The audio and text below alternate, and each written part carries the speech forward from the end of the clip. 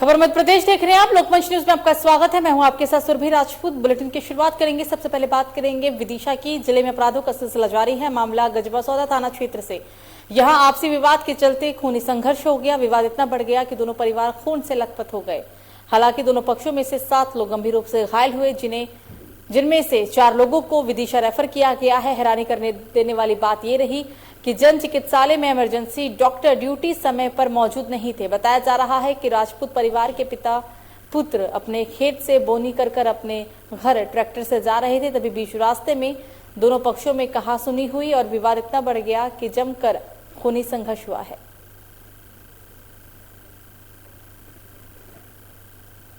दोपहर में लगभग 12 से 1 के बीच में ग्राम गृहिणी में 2 परिवारों के बीच में लड़ाई हुई थी, जिसमें कि एक परिवार से 4 लोग और एक परिवार से लगभग 7 लोगों के करीब लोग आए थे।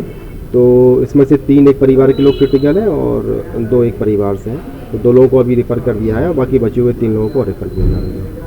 और फिर बताया जा रहा है कि इलाज में थोड़ी देरी हुई है। नहीं, ऐसा कुछ नहीं था। जैसे कि कुछ लोगों ने मुझे बताया, डॉक्टर साहब इसी टाइम पे एक अंदर पेशेंट सर्टिफाइड हुआ था जिस समय ये पेशेंट आए थे। क्योंकि आज छुट्टी का दिन था तो हमारे पास पूरी ओपीडी नहीं खुली थी, क्योंकि हमारे केवल इमरजेंसी व्यवस्थाएं लागू थी। तो हमारे पास बाहर बाढ़ हुआ था। जब तो उन्होंने सूचित किया, डॉक्टर साहब 12 किलो तुरंत इलाज चालू किया। क्षेत्र के अंतर्गत ग्राम गृहिणी है, वहाँ पर दोनों पक्षों में अहिरवार समाज और राजपूत समाज में विवाद हुआ है पुरानी रंजिश को लेकर। दोनों पक्ष घायल हैं और दोनों पक्षों की तरफ से अभी एफआईआर की जा रही है। किसको लेकर विवाद हुआ था? पुरानी रंजिश पर से और कुछ जमीनी विवाद है। फिलहाल अभी कोई आरोपी पुलिस गिरफ्त में हुए? एक पक्ष के 2 आरोपी हैं हमारे गिरफ्त में, बाकी जो दूसरा पक्ष है उसके सारे आरोपी अभी घायल है। शिवपुरी में आतिशबाजी के चिंगारे से आग की घटना सामने आई है। घटना शहर के रेड क्रॉस सोसाइटी इलाके की। यहां कल्याणी धर्मशाला में दिवाली की देर रात आतिशबाजी की चिंगारी से आग लग गई। लोगों की सक्रियता की वजह से हालांकि एक बड़ा हादसा होने से टल गया।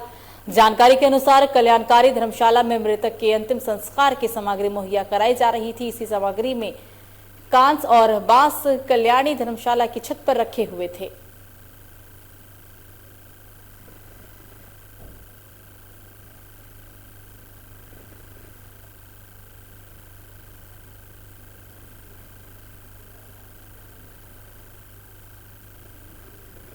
पता नहीं कहीं से आग चट के आ गई। वो इधर से भैया निकल रहे थे, उन्होंने बताया ऊपर आग लग रही है। हम लोग तो पूजा में अंदर पूजा करने में लगे हुए थे।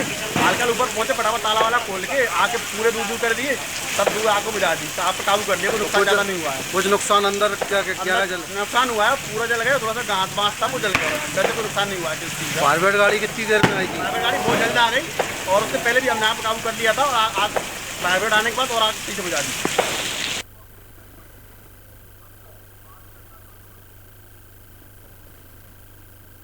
शाजापुर में भैया दूज पर एक बहन ने अपने भाई और अपने माता पिता समेत समाज को 137वीं रैंक हासिल कर बधाई दी है। जानकारी के अनुसार 26 सितंबर 2021 को हुई एग्जाम एनएमएमएस नेशनल मीन्स हम मेरिट स्कॉलरशिप एग्जाम में कक्षा 8वीं की विद्यार्थी जया राजपूत ने बाजी मारी।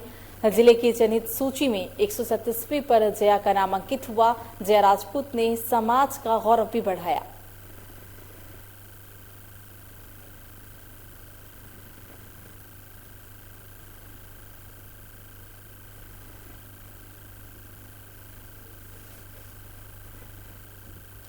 सागर में बीती रात बंडा थाना क्षेत्र के फतेहपुर में 2 समाजों के बीच मामूली विवाद मारपीट में तब्दील हो गया। धारदार हथियार चले और दर्जनों लोग घायल हो गए। घायलों ने बंडा थाना पुलिस पर लापरवाही के आरोप भी लगाए हैं।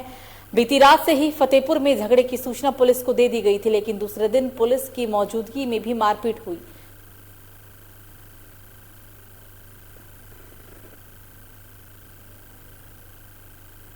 वजह सर के मतलब जो हमारों की नई लड़की होती है तो गांव वाले कहते हैं कि तुम मतलब हमारों को रखो। तो उनको हमारा लड़का है तो उनके लिए बुरा लगता है। फिर मतलब हमारे यहाँ से नहीं कर सकते। बताओ गांव में थोड़ी कर सकते सर, यहाँ से नहीं कर सकते। तो इस वजह से बाथरूम कर रहे थे। उतने सामने से देखो लड़कियाँ बैठी थी तो उनने थोड़ी बहुत मात करी जे कहते तुम्हारे क्या कर रहा है। तो सब आ गया, फिर मार भी उनकी लाने। फिर ऐसे घर में छेक के फिर सब किलाने मारने लगे। बताओ यहाँ से होता है कहूँ। पूरा गांव और 20 आदमी शराब पी की लड़की रोज को शराब पीने हम के तैयार हैं। पैसा मंगाना कहूँ से आदमी जाते लेने के लिए तो रास्ता में छेक के पैसा ले ले, तो उनसे लड़कियों से ही पैसा ले लिए शराब पी रहे। हम कंपनी से काम से आए 6 बजे तो वे लोग दारू पी के 7 बजे फटाका टाका घाल रहे थे, तो हम उनको सोचा हम लोग माने द्वारे पे मत घालो, दारू पिए थे वे सब लोग। हम लोग मना किया तो कतंग न लाए थे वे, हमारे सर पे मारा और 3-4 भाई लोग हैं, 3 उनके सर पे तो आँख पे चोट है बहुत ज़्यादा, मारपीट करी है। अब सुबह दोपहर में अब बहुत ज़्यादा मारपीट कर हमारे घर पे पत्थरबाजी करी है। झगड़ा ऐसा हुआ सर, हमारी दुकान खुली है मेन घर के यहाँ, तो लोग बमबारी कर रहे थे, फटाका खा रहे थे, तो हमारी दुकान के अंदर तिलगाए आ रहे थे बहुत ज़्यादा। तो हमारी पशु बंधे थे, हम लोगों ने मना किया कि इधर मत घालो, आग माग लग जाएगी, हम लोगों को तकलीफ हो रही है। तो इतने में उन लोगों ने गाली दी और सीधा हमला कर दिया। तो हमारी जो निरहते भाई थे उन पर बिल्कुल सीधा लाठी चार्ज कर दिया। लाठी चार्ज करते हुए बिल्कुल घर में घुस गए और जोन मिला उन्हीं को मारते गए।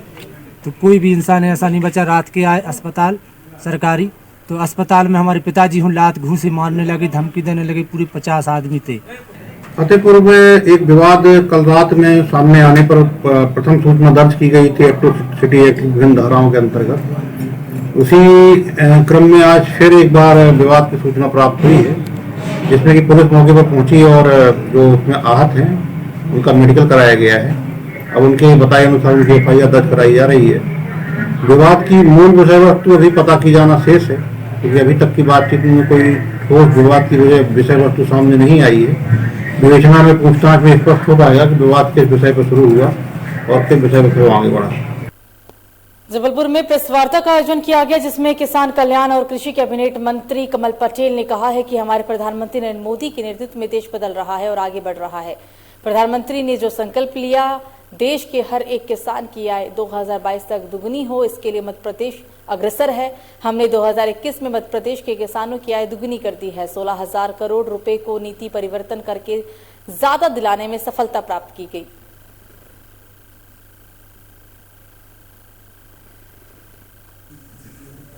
माननीय प्रधानमंत्री नरेंद्र मोदी जी के नेतृत्व में देश बदल रहा, आगे बढ़ रहा है। प्रधानमंत्री जी का जो संकल्प है किसान की आय दोगुना करना 2022 तक, उसकी ओर मध्य प्रदेश अग्रसर है। हमने 21 में ही किसान की आय दोगुना कर दी। 16,000 करोड़ हमने किसानों को हमने नीति परिवर्तन करके ज़्यादा दिलाने में सफलता प्राप्त की है। अब हर जिले में अलग अलग एक जिले की ब्रांड करेंगे। किसान को हम प्रशिक्षित भी करेंगे और किसान की फसल का उचित मूल्य मिले, लाभकारी मूल्य मिले, उसके लिए प्रयास करेंगे। और प्रधानमंत्री नरेंद्र मोदी जी ने प्रधानमंत्री स्वामित्व योजना दी, जो गांव हमारे आबादी में बसते हैं उन गांव का मालिकाना हक दे रहे हैं। उससे किसान की प्रॉपर्टी की वैल्यू हो जाएगी, आबादी के वाले गांव मकान प्लाट की, उससे वो बैंक से ऋण लेकर उद्योग लगा सकेंगे। तो जबलपुर में कोरोना गाइडलाइन के तहत भाई दूज का त्योहार मनाया गया। केंद्रीय कारागृह में इस विषय में जेल मदन कमलेश से बातचीत भी की गई। तब उन्होंने कहा है कि हर साल की तरह इस साल भी हवालाती और बंदी भाइयों के परिजन से कोरोना गाइडलाइन के तहत मुलाकात जाली में कराई गई है, जिसमें एक कांच का ग्लास लगा होता है और टेलीफोन के माध्यम से परिजनों से बातचीत की जाती है। परिजन जो अपने साथ सामान लेके आए हुए होते हैं उन सामानों को वो डायरेक्ट नहीं दे सकते, लेकिन जेल विभाग के द्वारा कैंटीन की व्यवस्था की गई है। जो भी सामान बंदी हवालाती अपने परिजन को देना चाहते हैं वो सामानों को सरकारी हाथों से कैंटीन के माध्यम से ले सकते हैं। सबसे पहले आपको दीपावली एवं भाई दूज की हार्दिक शुभकामनाएं।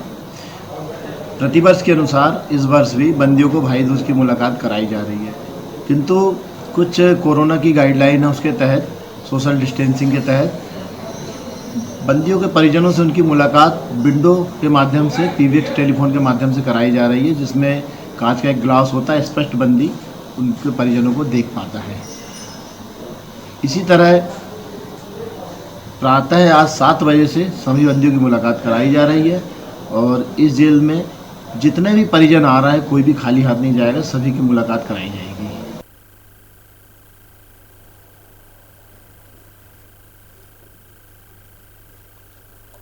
खबरों में आगे बढ़ेंगे। कैबिनेट मंत्री का जन्मदिन और दीपावली के संयोग से बधाइयों का सिलसिला आम हो गया है। बधाई और शुभकामनाएं देने वालों का तांता मंत्री के घर पर नजर आया।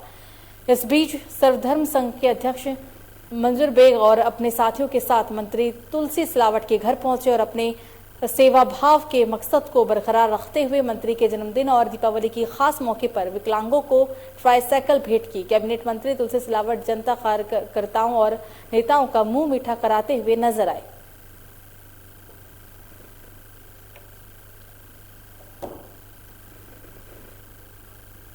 हमारे प्रदेश के लोकप्रिय कैबिनेट मंत्री तुलसी सिलावट जी का जन्मदिन है, जो आज सर्वधर्म संघ के बैनर तले ट्राईसाइकिल का वितरण किया गया उनके जन्मदिन के उपलक्ष्य पर। और दिवाली के शुभ अवसर पर पूरे मां अहिल्या के नगरवासी और प्रदेशवासियों को मेरी ओर से और सर्वधर्मियों की ओर से बहुत बहुत शुभकामनाएं दिवाली की। दिवाली का उत्सव है, देखा जा रहा है मुस्लिम धर्म के भी काफी संख्या में लोग हैं, क्या कहना चाहेंगे? तुलसी सिलावट जी हमारे बड़े भाई हैं और दिवाली का त्यौहार सभी का त्यौहार है और सर्वधर्म एकता का परिचय दिवाली के त्यौहार से मिलता है।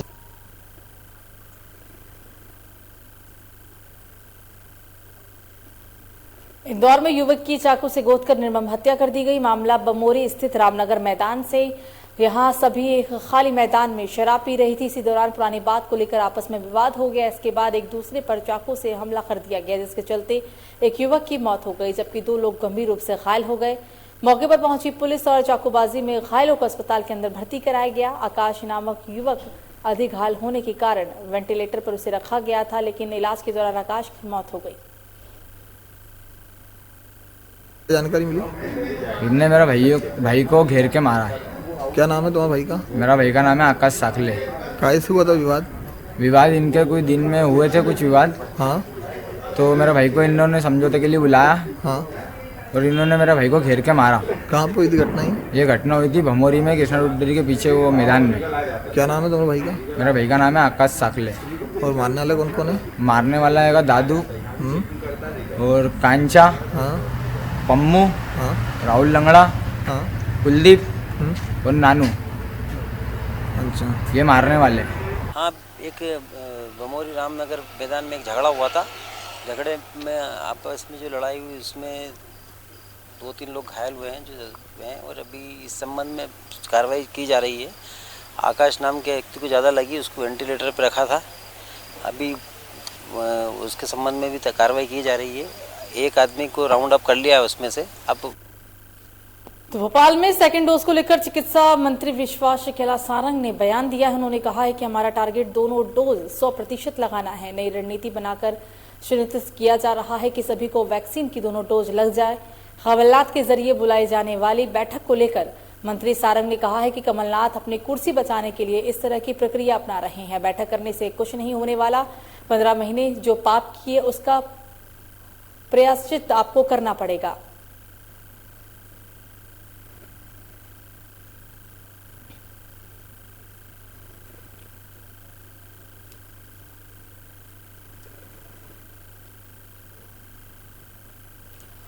फिलहाल बुलेटिन में मुझे दीजिए इजाजत। लोकमंच न्यूज पर खबरों का सिलसिला जारी रहेगा। नमस्कार।